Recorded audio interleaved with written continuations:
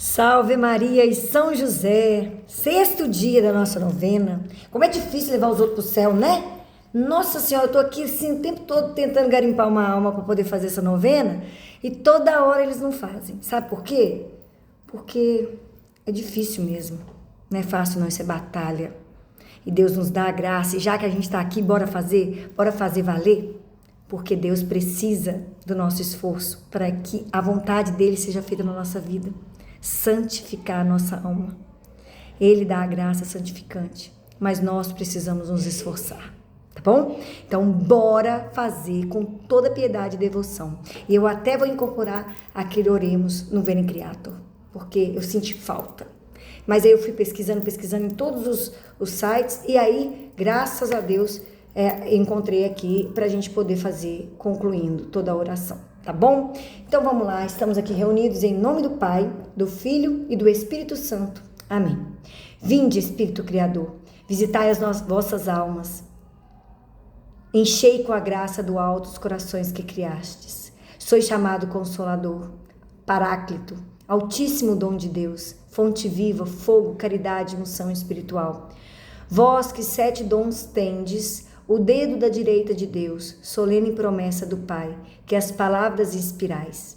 Iluminai os sentidos, infundi o amor nos corações, fortaleceis os nossos corpos, fortalecei-nos de virtude para sempre. Afastai para longe o inimigo, dai-nos a paz sem demora, e assim, guiados por vós, evitaremos todo o mal. Fazei-nos conhecer o Pai e revelai o vosso Filho, para acreditar sempre em vós, Espírito que de ambos procedeis. Glória seja dada ao Pai e ao Filho que da morte ressuscitou, e ao Espírito Paráclito pelos séculos dos séculos. Amém. Venha, Senhor, o vosso Espírito e criai, e renovarei a face da terra. Oremos, ó Deus, que instruíste os corações dos vossos fiéis pela luz do Espírito Santo. Fazei que apreciemos retamente todas as coisas segundo o mesmo Espírito. Por nosso Senhor Jesus Cristo, que com o Pai vive e reina, no poder do Espírito Santo, por todos os séculos dos séculos. Amém. E é isso aí, gente. Vamos então fazer o sexto dia e com a primeira consideração. Bora lá? Examinemos até o que ponto necessitamos do socorro do Espírito Santo. É ponto de fé que, sem seu divino auxílio, não podemos pronunciar o nome de Cristo de modo meritório. Nem isso a gente consegue fazer. Nem falar o nome de Jesus Cristo por nós mesmos a gente pode. Tá bom? Um cadáver seria mais capaz de agir, ver, sentir e andar sem o auxílio de sua alma que uma alma fazer qualquer boa ação sem o socorro do Espírito Santo. Que lindo! Confessemos, pois, humildemente a este Espírito Divino a extrema necessidade que dele temos e que nossa fraqueza nos sirva de incentivo para preparar-lhe sempre melhor o nosso coração. Que essa certeza da nossa miséria seja a confiança naquilo que só ele pode. Confiança de que, podendo, nós nos abrimos integralmente e permitimos que Ele faça em nós. Lembremos-nos, portanto, que precisamos de sua assistência para essa preparação. Invoquemos o Espírito Santo com toda a confiança, persuadidos de que, se nada faltar de nossa parte, Ele estará pronto a auxiliar-nos com sua graça.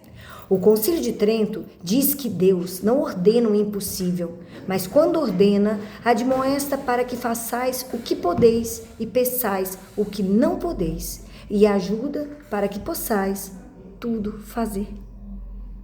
Então, se Deus pede, Ele nos dá condições para assim realizar. E qual é a ordem de Cristo? Sede santos. Amai-vos. É assim que Jesus quer que a gente seja. E aí ele faz a segunda consideração. Um corpo sem alma nada pode fazer. Corrompe-se e exala infecção.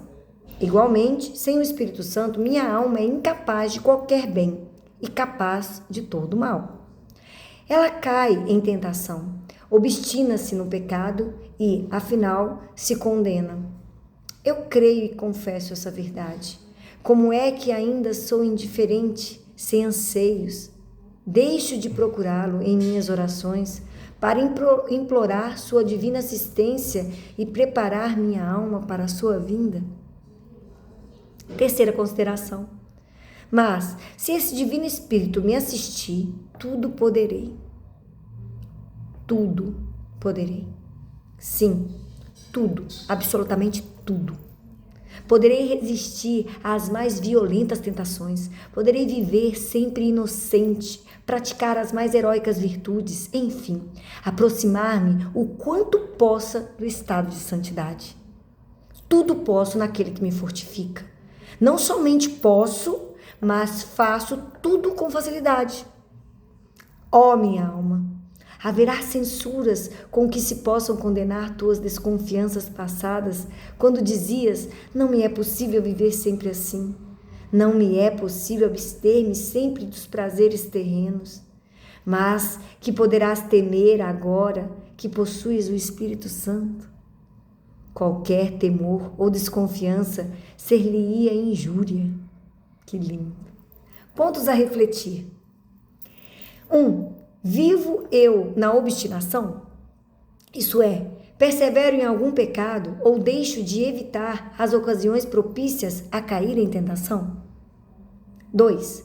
Após sofrer a desgraça de cair em pecado, tenho adiado sua confissão por negligência ou vergonha? Por que razão me custa tanto confessar? Pelo fato de confessar um só pecado custar tanto como confessar muitos deles, tenho acaso multiplicado o número de minhas faltas, como se cada pecado não fosse uma ofensa a Deus e não devesse ser expiado nessa ou noutra vida? 3. Teria eu chegado ao ponto de cometer o pecado sem receio e até mesmo vangloriar-me de tê-lo cometido? Ou, chegando ao ponto de induzir outros a dizer o mesmo? Ter-me-ia minha fatal cegueira, deixado adormecer em paz no pecado, sem cuidar de que em semelhante estado tenho a Deus como inimigo? Muitos acham que, diante de um pecado mortal, ou até mesmo venial, a relação com Deus se torna inalterada. Eles acham que, não, eu amo a Deus, eu fiz isso, mas eu amo a Deus. Só que quando esta alma é chamada, e então este corpo morre, a alma consegue ter a visão de tudo. E todo pecado é uma transgressão ao amor de Deus. E se estamos ao contrário, não estamos amando menos, estamos na verdade odiando.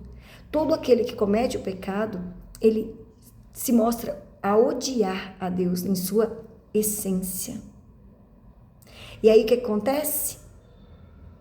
Essas almas geralmente, quando morrem em pecado e se veem completamente inimigas de Deus, se jogam, elas mesmas se jogam no abismo do inferno.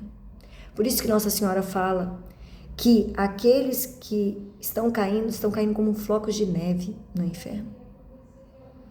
Porque morrem achando que esse pecado que ela comete, seja adultério, seja roubo, seja o que for, é só uma transgressão, sabe, normal.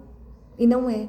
É a alma gritando, eu odeio a Deus, eu odeio o meu Senhor, o meu Criador. Isso é muito triste, né, gente? Mas vamos clamar ao Espírito Santo com a esperança de que com Ele tudo podemos. E que nós podemos também, hoje, fazer um movimento contrário. Retomar. Igual quando o Waze ou qualquer outro aplicativo nos mostra que nós erramos o caminho. E ele vai recalcular a rota. Que a gente consiga, através da confissão, permitir que a nossa rota seja de novo reta, né? Reflexão final. Vou determinar e assentar por escrito que gênero de vida devo adotar ou as resoluções que quero tomar, segundo as inspirações do Espírito Santo e a aprovação do meu diretor espiritual. Jaculatória. Vinde, Pai dos pobres, vinde, dispensador dos bens celestes, vinde, luz dos corações. E agora, vamos clamar o auxílio daquela que é fiel em tudo a Deus, e que é cheia da graça e que é dispensadora e tesoureira de tudo que Deus tem.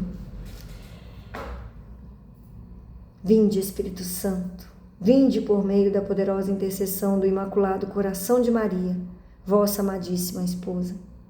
Salve a Rainha, Mãe de misericórdia, vida, doçura e esperança nossa salve. A vós bradamos, degredados filhos de Eva. A vós suspiramos, gemendo e chorando neste vale de lágrimas. Eia, pois, advogada nossa, estes vossos olhos misericordiosos a nós volvei. E depois deste desterro, mostrai-nos Jesus, bendito o fruto do vosso ventre. Ó clemente e piedosa, ó doce sempre Virgem Maria, rogai por nós, Santa Mãe de Deus, para que sejamos dignos das promessas de Cristo. Amém. Ó Maria, concebida sem pecado, rogai por nós que recorremos a vós. Estivemos e continuaremos reunidos em nome do Pai, do Filho e do Espírito Santo. Amém. Até amanhã, 7º dia, perseverança, confiança e alegria.